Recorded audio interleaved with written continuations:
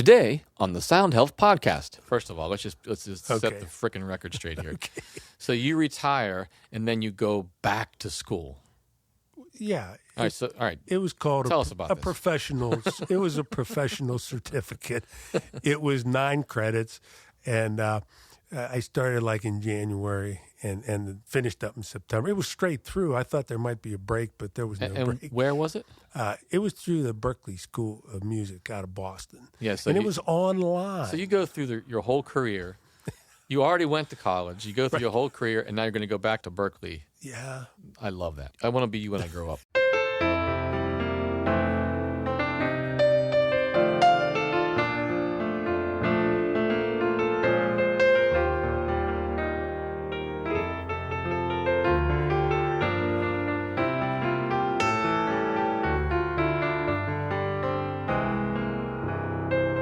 Hey there, welcome to the show. This is Jim Donovan. I am so glad you're here. Today we have a very special guest. He's someone who is very important to me, Mr. Rich Kingera. Rich is a lifelong music educator and performer with a degree from Edinburgh University and a professional certificate from Berklee College of Music. He's the organist and choir director at Christ K-Spear Lutheran Church in Somerset, Pennsylvania. He's also a keyboardist for Western PA groups including Candle in the Wind, Doc's Boys, and the duo Deja Vu with guitarist Bob Bretz. 34 out of his 36 years of teaching included time at Rockwood Area High School in southwestern PA, where he was, among many things, my first music teacher. So welcome to the show, Rich. It is such an honor to have you here. I never would have imagined back in 7th grade I would be sitting across from you doing something called a podcast, because that was a very long time ago, and the internet didn't even exist back then. True. How are you doing tonight? Fabulous. Glad So- to be here. Yeah, so good to have you. First of all, when I got to the high school, or the junior high school that we were at together, I was 7th grade, and it was the first time that I was ever able to take music lessons. I came from a Catholic school. They didn't offer lessons unless you could buy the instrument. That was the deal. So, of course, my parents didn't have the money for that. So I waited, and then I came across you, and I found out, lo and behold, that the school already had drums. That was pretty exciting. And I remember that first lesson, there were like 10 of us in the room. And I distinctly remember you saying, now, does anybody want to play any other instrument, because we have too many of you? There was never a problem with having enough drummers. Yeah. And, of course, I wasn't going to budge on that one. I'd waited too long to get there, so I just kept my mouth shut, and for some reason I got to stay. Luckily, you did. Yeah. So what I'm wondering is, you dedicated a giant portion of your life to teaching young people about music. You did it in a very small rural school from where I grew up, in a little place called Rockwood, Pennsylvania. And I'm just wondering, what inspired you to get going with teaching? Well, it started, I don't know if the idea of the teaching was started when I was this young, but I think I would have been about 7 or 8 years old. My mother worked at actually a record shop. Oh, wow. Among other things, a little grocery store, record shop combined. And so she had access to, obviously, records. And the Beatles came upon the scene. And I couldn't wait, and the gentleman that owned the place, well, I think we can get that record for you. So the Meet the Beatles arrived at my home, and listened to that a great deal. And it was right there. Yeah, I would say I was 7 or 8 years old. I thought, yeah, this is what I'd like to do, be involved with this music. Wow. So that's the initial spark, just hearing those guys. Yeah. And then it was playing in a group through high school, et cetera, and then college, playing in different groups. But when I got to college is when somewhere along during that time, then I decided, I think this teaching thing, this would be a really good thing to be involved with kids. Yeah. Children and young adults. Now, when you taught at Rockwood, you ended up teaching a lot of the elementary school kids and the high school kids. Yeah, I had the entire band program, grades 5 through 12. So I was your teacher for 8 years. Yeah. If you stayed in it. What are some things that you notice? I know that there's kids that join and then they fall away, like it's not for them. Not too many. Not too many? Oh, that's fantastic. What do you think that those kids, when they stick with it, what are some things that you saw? You saw them from when they were little till they became young adults. I would tell the story that I was their teacher from the first day when 8 fifth graders came with, here are clarinets, and they don't know how to open the case. 8 years later, you've got them playing in county band or in a district jazz band or something to that effect. So it was quite rewarding to watch this happen. Yeah. What are some things that you noticed about them as they got older? Besides the musical part, did you notice that it affected their development in any specific ways? Well, I think it's the study of music, just as a general comment or discussion, requires you to organize your mind. Yeah. And if you want to play these 3 notes on the flute at the beginning, there's a bunch of motor planning and thought that has to go into, okay, this finger goes down and now these 2 go down and this one comes up. And that's the beginning of the process. So it really helps you to organize your mind. Yeah, so it's like builds parts of your brain that might not otherwise have a chance to be built. Sure. Because of the demand. My wife and I have talked about this for years, about just in the situation we worked in the public school. If I could would get the chance someday and someone said, well, we'd like you to develop, well, what's the perfect school here? What would be the perfect school? And I'd say, okay, we'll start in kindergarten. Each day, and this would continue through 12th grade. Yeah. Each day, you would have, obviously, your reading and math, etc., but you would have music each day. You would have art, some type of drawing or pottery each day. Right. And you would have, if we want to call it phys ed, okay, you would have that each day. In some way, shape, or form, you would be exposed to this every single day of school. Yeah. And it's interesting because I was just reading some studies out of Norway. So the whole country made it mandated that by this year, so 2020, every elementary school child gets exposed to music and art. I think it's at least once a week, but I think it's multiple times a week. Yeah. And they're doing it because of the research that they're finding, how it improves processing speed and how it helps all these different brain processes. Yes. And they can see in the data that the academic scores go up, Yes. and rates of addiction go down, and they're connected intimately with being in a music program, like specifically a music and arts program. Sure. They're figuring it out. And I'm certainly hoping that there'd be young people with young children that are listening to this or will come upon this. My comments or ideas for them is to have music playing at home each day before you send your children to school. And it doesn't have to be all classical music. It'd be nice to play some classical music, but I think you expose them to all the genres and have it playing at home. So they listen to this. They grow up listening. Yeah, that's the thing I noticed with my kids. They did these programs called Kinder Music. Okay. So both of my daughters did this, and both of them are still musical today. My oldest daughter, she's singing. You know that, you've seen her sing. And my middle daughter, Ella, is in musical theater, also singing. And I could tell, their ear development and their ability to hold melody and hold pitch was already good. And I wasn't teaching them anything specific other than just listening to music with them, taking them to some structured activities that really help them. And then the big thing I did, and I still do with Ella and Oliver, my 2 youngest, is whenever we're in the car, I listen to their music. Yes. No matter how much I dislike it. Back in the day, it was that Kids Bop stuff. Do you know what that is? Those CDs. Oh my God, that was. I think I earned some stripes or something just listening to Kids Bop over and over again. It was sheer torture, but they loved it and they sang to it. And I knew that it was way more important for that to happen than for me to listen to something I've heard a million times. And I think we could pull together, another part of this. We're talking about, your brain development. Some years ago, 20 years ago, maybe more.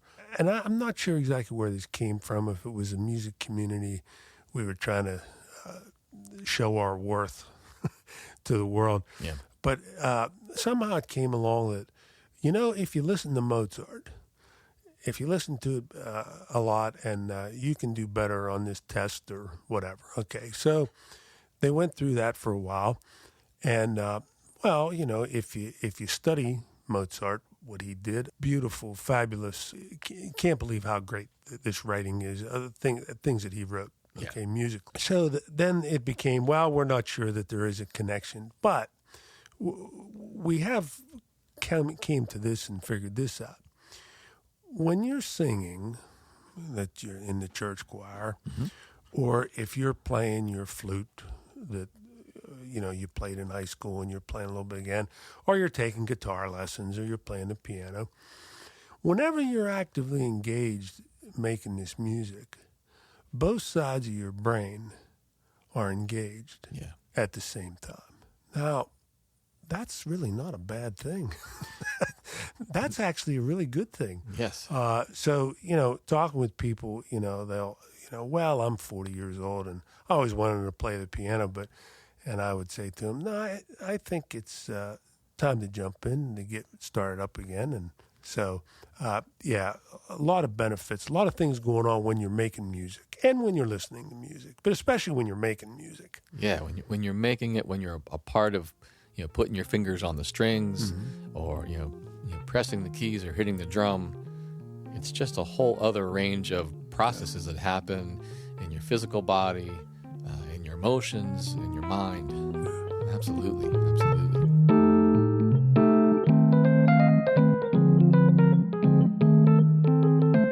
Now, I know the answer to this question. After all these years, and as well as you play, do you still practice? Every day. Every day. What do you practice when you practice? Well, as the longer you live, and this is what I found, the longer you live, and as you're playing all this time, when you sit down, at the drums or at the piano, and if you start playing a little bit, the instrument will give you the feedback as to, well, gee, I thought I could play that, but at any rate, with the passage of time, I'm still practicing, but every day I try to play more than I practice. And there is a difference. I try to play through a lot of different songs, but there are things that I work on, but I try not to tip it I've spent an hour pushing the keys down on the piano. Well, let's play some songs. Yeah. Make some music. There's a balance to keeping your chops and all the muscle stuff. Sure. And then getting the enjoyment out of what you do, which is the reason to do it. And of course, you've heard this from me before. Music's really fun when you know what you're doing. Right. And unfortunately, there's not a secret formula to, gee, how do I get to play the drums that great? Well, time spent. Yeah. We won't call it practice. Time spent. Yeah, just sit with them for a little while. Yeah. If you spend each day, put some time in. It's a marathon, not a sprint. Yeah, I still play every day. I'm playing in church. I still play in church every Sunday. So part of the week's involved, working on church stuff, making sure that's ready for every Sunday. But yeah, I do play every day. And as I said, I try to play more than I practice. I know that you also write, because we recorded some music for the podcast, some of the songs that you're hearing. There's some are standards and some are Rich's originals. When you are writing, do you set aside special time for that, or is it all kind of mixed in with all practice time? I think it's all mixed in, and that's a whole, how many books have been written about the idea of composition. Yeah. I have found that I basically start with the harmonic structure with the chords. Okay. I start with, that's the roadmap, we'll say, that I use. And where do I want to go harmonically? And then from there, okay, am I trying to write a ballad, a slow song? That there's things that matter. As you know, you are a writer of how many albums, so. Mm-hmm. And yet, I feel like when I watch you play, I feel like it's such a complete novice. Well, I don't know about, and the answer to that is time spent. Time spent. Yeah. Time spent each day. When we were getting ready for the podcast, I was sitting next to the piano with Rich, and I'm watching him play, and I'm thinking, man, I messed this all up. I should have studied piano with him.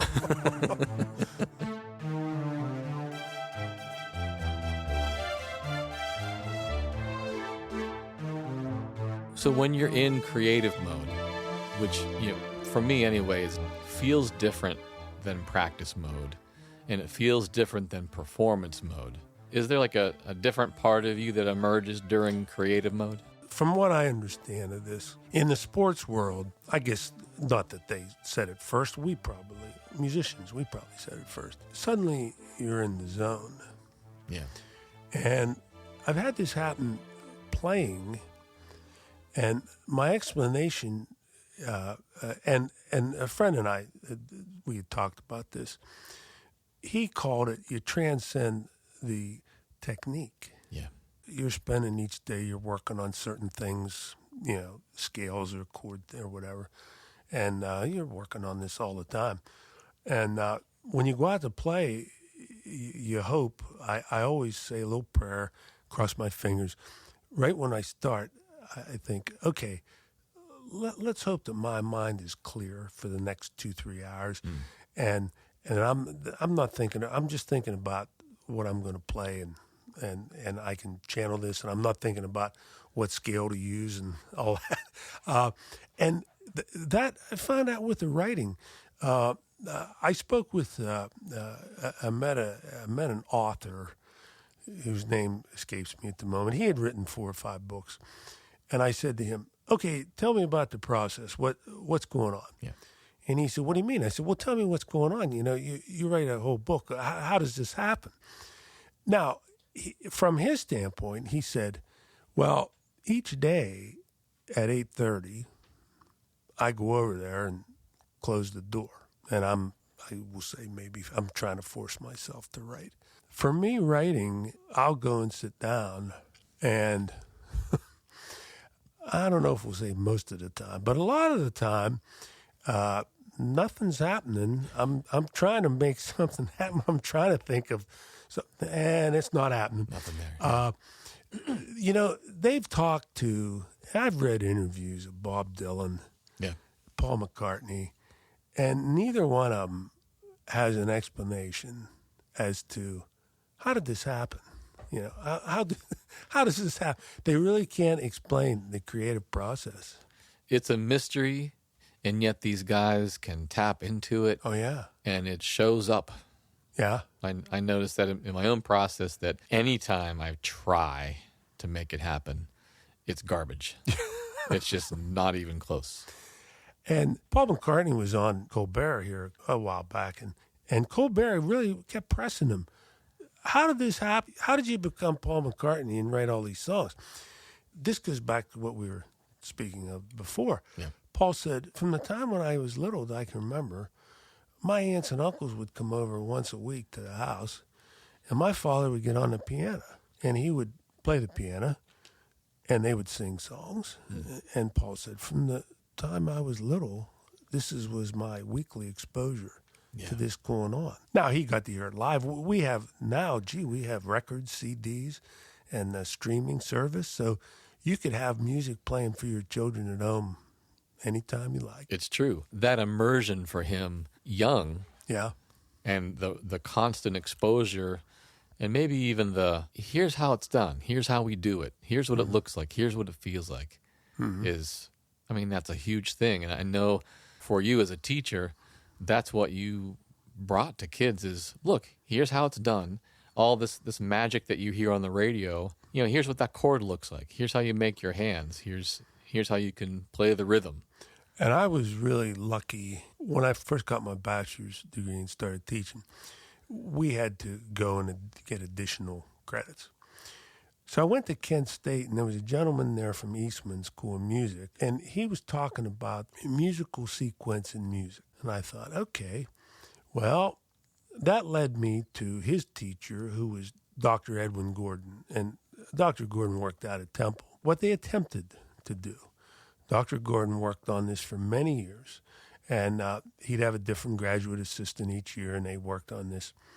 He wanted to find out, is there a sequence that humans learn how to function rhythmically, musically? Is there a sequence that human beings learn the melodic part of this? Well, I met him and had dinner with him and read his book quite a few times. Then shortly thereafter, all this happened, I found a gentleman from Michigan, Robert Froseth was his name. He studied with Gordon, and he created an entire band lesson book. Like concert band. Yep. And so I started using those. Mm-hmm. And wow, it had a lot to do with the success I had teaching the kids, having the right materials. Yeah. Being able to teach them, we'll call it in sequence. Mm-hmm. They learned in sequence. You can't play 16th notes until you can play steady quarter notes. Yes. So at any rate, I was very fortunate to come upon that and to read about it and sort of immerse myself and understood it more and more. I remember experiencing that sequence, those first couple of lessons. There were no drumsticks. There were no practice pads. Right. It was you and us, and we're sitting in chairs, and we're playing call and response on our laps. Mm-hmm. And I was delighted about this exercise. I just remember, I can't wait until we go into that clapping thing again. That's the best thing I've ever seen. Yeah. Because in rural PA in 1980, whatever, we had 3 TV stations. We got right. a couple of radio stations. Right. There wasn't a whole lot of input. Right. There weren't places that I could go to see a drummer. Right. And, the band room was it. That was the place. Yeah. With the exception of Disneyland for a week when I was 8. Right. There was music there. And I think about all these places throughout the world, throughout even the United States, or even throughout PA, where even though we've got the cell phones and Sure. we've got the internet, that's the only place that some kids get to experience music is through the screen. Right. It's a good surrogate, but it's not the same as getting, one-on-one attention from someone who Yeah. cares and who knows. Yeah, it's hard to beat live. It's hard to beat live, and it's also, there's no feedback. Right. There's this whole surge of kids who are YouTube taught. Right. And I know a few of them where they can shred and they can play the notes, but playing with other people is challenging. Mm-hmm. And Well, sometimes their time isn't so hot. Well, I knew you wanted to talk. We're going to maybe talk about this in a little while, but I found, when I first retired, I got some materials from Berklee College in Boston. And So wait, you retired. First of all, let's just set Okay. the frickin' record straight here. Okay. So you retire and then you go back to school. Yeah. All right. It was called Tell us about a this. professional. It was a professional certificate. It was 9 credits, and I started in January and finished up in September. It was straight through. I thought there might be a break, but there was no And break. where was it? It was through the Berklee School of Music out of Boston. Yeah, so it was online. So you go through your whole career. You already went to college. You go through your whole career, and now you're going back to Berklee. Yeah. I love that. I want to be you when I grow up. I just always wanted to go there. But prior to officially attending there and taking classes, Yeah. I had books from Berklee. I had a piano book and I had a guitar book and I had a bass book. And it comes with a CD and you can go online and look at things. But I don't know how many times over the years I'd be playing something and then I'd stop and my wife would say, all right, go ahead and say it. And I'd say, I need a teacher right here, right at this moment. This is the spot right now. To show me this. Yeah, I mean the internet, and I, as I said, I went online. It was all online. Yeah. And I mean, I obviously wasn't going to move to the Boston and live in the dorm for 9 months. So this was an opportunity for me to go there.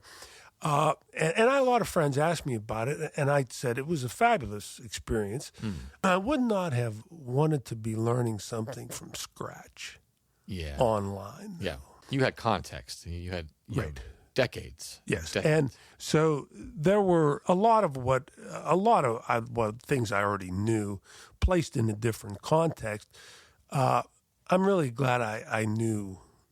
I had a lot of information already, when I started on this journey. Yeah. As I said, I wouldn't want to have been trying to learn something from scratch online.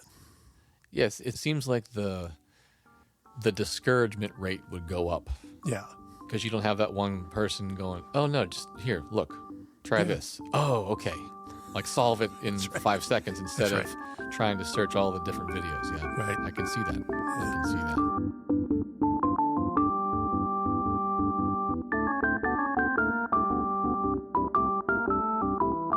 When you went there, what kinds of things were you studying? I mean, you know so much already. What were you Well, the getting? first course was, we'll call it keyboard skills. And what was involved there was things that I had done and played, techniques that I had done, for years. However, they were all presented and lined up in a sequential, okay, do this. So you take a blues tune, so you play the melody, okay? So now your first solo course, you accompany yourself using one note. Oh, wow. Okay. Then the second course, you use 2 notes. Then a third course, you use 3 notes, etc.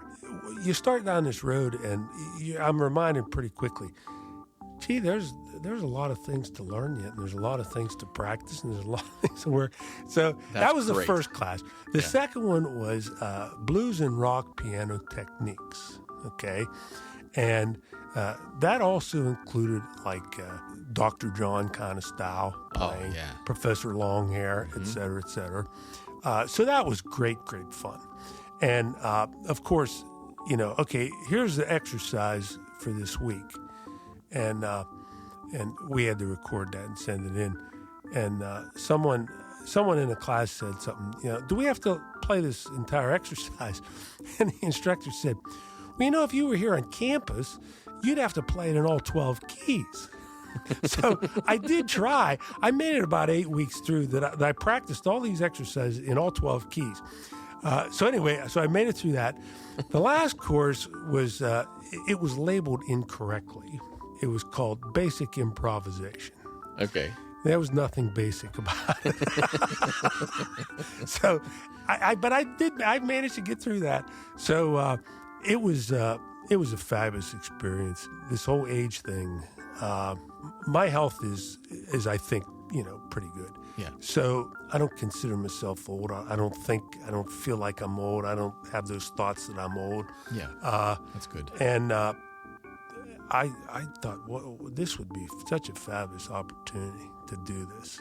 And I may not be done yet there. There's obviously other courses, so we'll see what the future holds with that. See, that's exciting because I think I don't know how everybody thinks about retirement. I'm watching you. I have another friend who's an artist named Chuck, who is quote unquote retired, and you two are the busiest men I know in my life. I know that you're playing gigs. You're out playing more shows than ever, and you go to rest homes and perform for the folks there. We were just there today. Oh, how'd that go? We have fabulous. We have. I joined this group. It was called Doc Hayes Boys. It started back, I think, in the late 50s. Oh, okay. And they were playing a straight like Dixieland thing at then. Now, with the passage of time, I joined in 2013. Okay. And now these are all. There is one other professional in this group. Okay, plays trombone. All the other gentlemen, this is a hobby for them. Yeah. Well, we go every other week. we go to a different nursing home. There's 2 in Somerset that we go to, and we go to Berlin and play. Oh, wow. And we play at the Senior Center in Somerset. And this is happening every other week. I'm happy to be with these gentlemen. Their hearts, in my estimation, their heart's in the right place. Yeah. They could be out doing who knows what. They're Right. They're all retired. All but one, I think, we're all retired except for one of us. There's a lot of other things they could be doing. Yeah. And so I'm really proud to be with them and doing this. And, that's a whole other subject, too, about the music in the nursing home and what they've created, a music therapy degree, right? That's been around for a while. Yeah, it's true. So, Well, when you're there, what are some things you notice in the people that are listening to you? there's a lady, we saw her today. This is maybe one of the nicest comments I've heard at a, quote, nursing home. Yeah. We're done, and she'll say to all of us, that's the fastest hour that I ever spent here. Oh. And she's been in there for years. Yeah. She's been resident there. And I thought, wow, that's pretty good. That's a pretty nice compliment. I'd say. Yeah. So do they ever sing along with you, or? Yeah, and tapping the feet, they interact with the music, et cetera, et cetera. And a lot of times, a lot of them, they'll know the songs that we're playing. We're playing, it's the Great American Songbook, Gershwin, Cole Porter, et cetera. Sure. So all their music. Yeah, they know those songs. There's just so much good research coming out about how that helps to wake up parts of the brain that aren't gone, like that are still fully intact. Have you seen some of those, some of the videos? There's this movie called Alive Inside. No. Where they take this man who is he doesn't speak, African American gentleman, and they put headphones on him, and they put on music from his era, and you see in the video like he opens his eyes, and he starts to hum and sing along, and then after the song is over, he's talking. Now, this is a guy with severe dementia, and he's talking, and he's remembering when he heard the song and who he was with. And they're seeing this in dementia patients where they can kind of bring them back for a little while. Then they go back into the dementia, but it's kind of a doorway to help everyone that's involved with that person to remember that they're a real person. That's right. That even though they are afflicted with this horrible thing, that there's someone in there. Yep. And it helps the family too. Oh, yeah. Remember that, there's that person I love is, there's part of them still there. Well, my wife will tell you privately this story sometime, but I get to tell it here. She taught grades K through 6, elementary music. And this one particular year or whatever, this young man came to school, and he was autistic and never spoke, completely nonverbal. Yeah. Not zero. Okay. So she had him in kindergarten, had him in first grade. And this was, I think, possibly like halfway through second grade. He was in the regular class with all the other kids, and they always let him go like 5 minutes earlier. He had a person that helped him, and they would take him back Sure. to his class. So this particular day, my wife said she was doing her usual singing and rhythm activity and marching around and listening and playing a certain song and drawing some things. Well, now again, this boy was nonverbal, never said a word. Yeah. It was his time to leave, and he and the handler were leaving the room, and he stopped at the door and turned around to her and waved and said bye. Oh, wow. Yeah. How's that happen? I guess it has something to do with the music. I keep saying it over and over again. I feel like even though music's been with us forever, that we're at the very beginning of understanding what it can do and its potential. Yeah. I think it's just so important for people out there to understand the cuts in music education that happen. They happen to our culture's detriment. Yes. Where if we don't have the ability to develop the creative capacity of a kid, the thing that you need to think about is that who will be the one that is creating solutions. to the unsolvable problems. Right. Like who are those people? Where are they getting trained? How do they learn to think that way? Mm-hmm. The arts are already built to help us do this. That's right.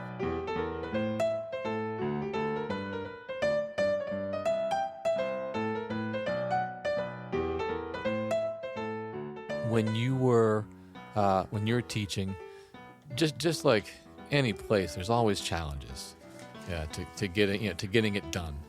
What I'm wondering is, on the flip side of all the challenges that happen, who were the advocates? I don't mean that you need to name names, but generally speaking, who were the people that helped you keep things going, even when things could be tough? Well, there were small numbers of faculty members, my fellow faculty members, who were helpful. We'll call it behind the scenes or whatever.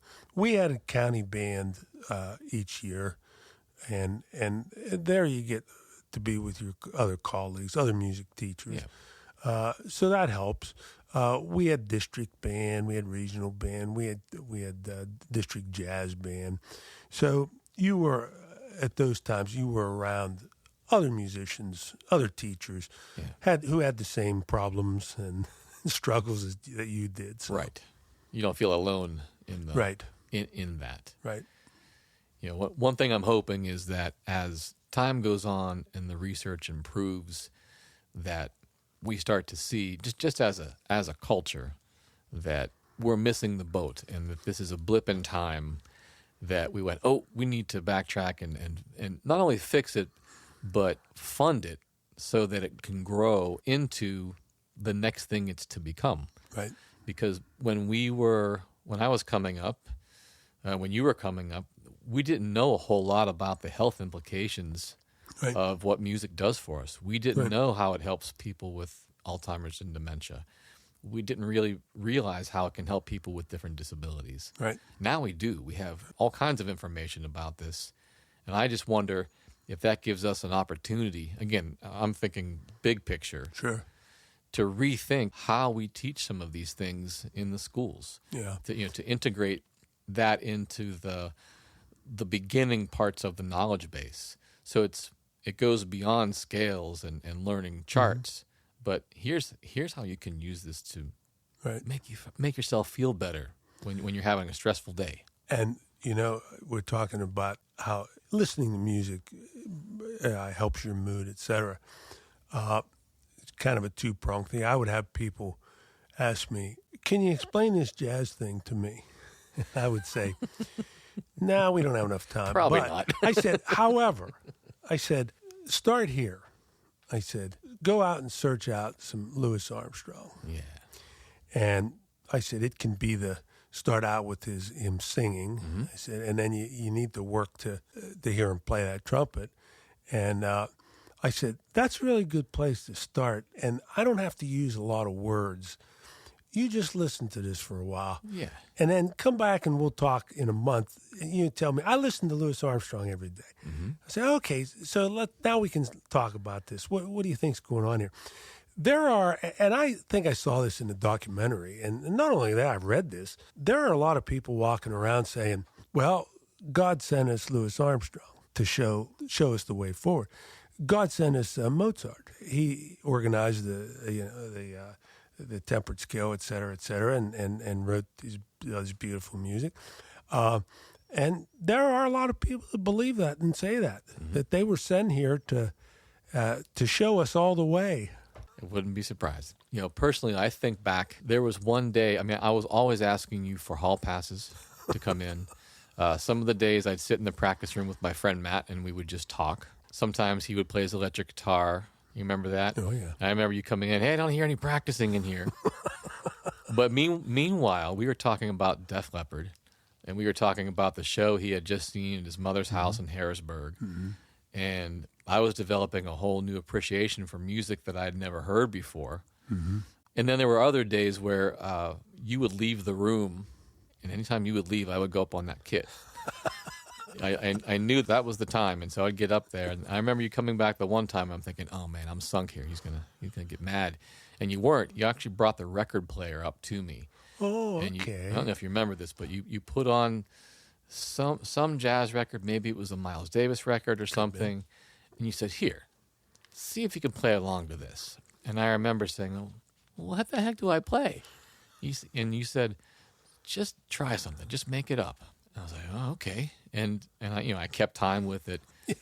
But years later, in retrospect, I realized that this was a major deal for me, that someone cared enough to let me come to the place and provided the spot, because I didn't have a spot. There was no instrument. There weren't any places to go but the band room.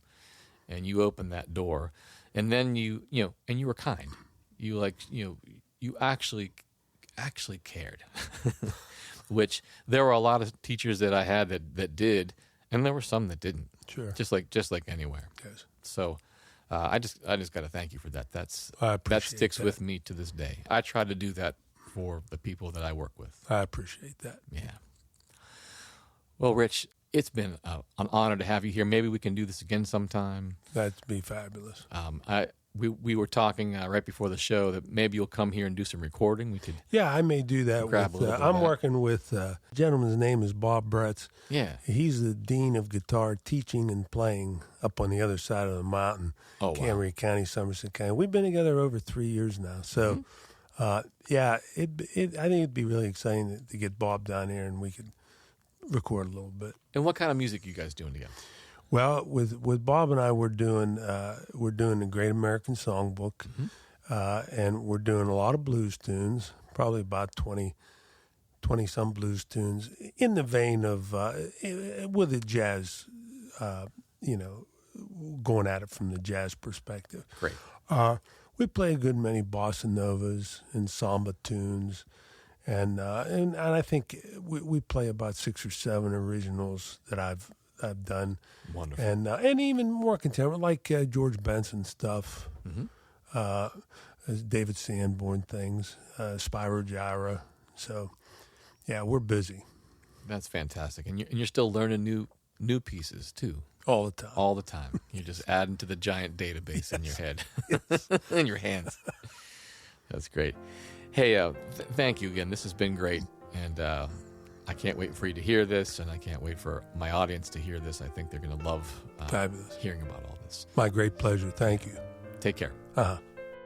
Well, that's it for today. I appreciate you tuning in. Remember to come see us on our social media channels on Facebook, Instagram, Twitter, and YouTube. Just search Jim Donovan Sound Health. Now, before you go, I'd like to let you know about a free resource I made for you.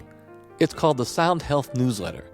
In it, I share the latest research in music and health in an easy-to-understand form. I also share beginner-friendly music and wellness exercises that you can use every day to feel your best. When you sign up, you also get discounts and first access to all of my sound health products and events. Remember, it's completely free. If you'd like it, just visit donovanhealth.com and enter your name and email address, and I'll start sending you new issues right away. While you're on the website, you can also read full transcripts of this show and check out a ton of other valuable resources. If you have any feedback, send me an email to feedback@donovanhealth.com. All the information presented on this show is for educational purposes only and should not be considered medical advice. Lastly, come and visit me on our Sound Health Facebook, Twitter, Instagram, and YouTube channels. I'd love to see you there. The Sound Health Podcast is produced by OmniVista Health Learning and Donovan Health Solutions. For Sound Health, this is Jim Donovan. See you next time.